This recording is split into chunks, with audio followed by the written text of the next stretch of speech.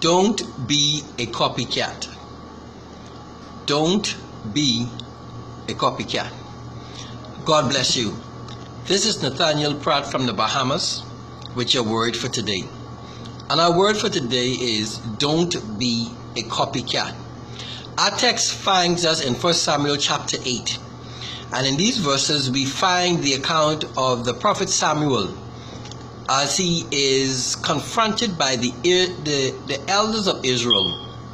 They approach him and said to him, "Give us a king to rule over us the way the other nations do." So Samuel was displeased and disappointed that the elders of Israel will come and make such a request. In haste he went to the Lord and he placed the petition and the request of the people before God. And God said to Samuel, "Listen, they have not rejected you, but in essence they have rejected me, God, from being their king. Give them what they want."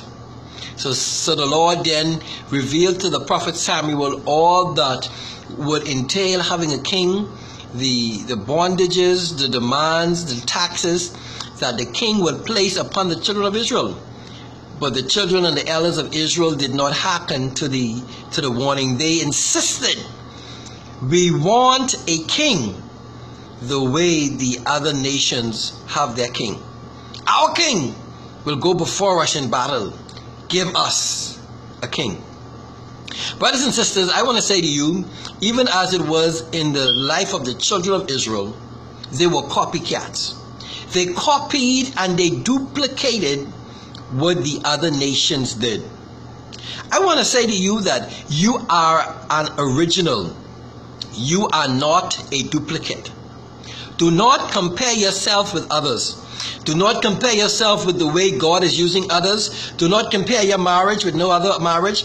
Do not compare your family with no other family. Do not compare your job with no one else's job. You are an original. Do not limit yourself by becoming a duplicate. Do not copy what someone else is doing in their life and try to replicate it in your life. You are genetically accurate for the assignment that God has placed upon your life. Whenever you compare yourself with others, you are insulting the creator of the universe.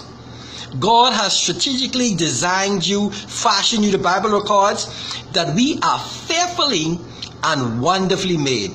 Every time we compare ourselves with someone else, we are insulting God, and we are saying to the God of heaven that we are not satisfied with what God has done in our lives. Yes, your nose may be bigger than others. Your eyes may be smaller than others. Your ear may be bigger than others. None of that matters. What matters is that you are an original. God has a specific purpose for everything that He has made in your life. Sometimes you even look at your family structure. You look at the dysfunction in your family and then you compare your family with other families. Listen, the purpose of God in your life is secure. And there are things that God will allow you to be exposed to because of the assignment in your life. Some of us would never develop the character. Our temperaments would have never come into alignment if it wasn't for the various circumstances and situations that we found ourselves in. The circumstances and situations in our lives only serves as a molding process. The same way a vessel would be in the potter's hand and would be on that potter's wheel. That potter begins to form and fashion that vessel into its likeness. So this is what situations and circumstances do to us. It forms us and fashions us and molds us and makes us and grinds us and pushes us and pulls us and stretches us into the image that the Lord has in His mind that we should look like. So please do not be a copycat.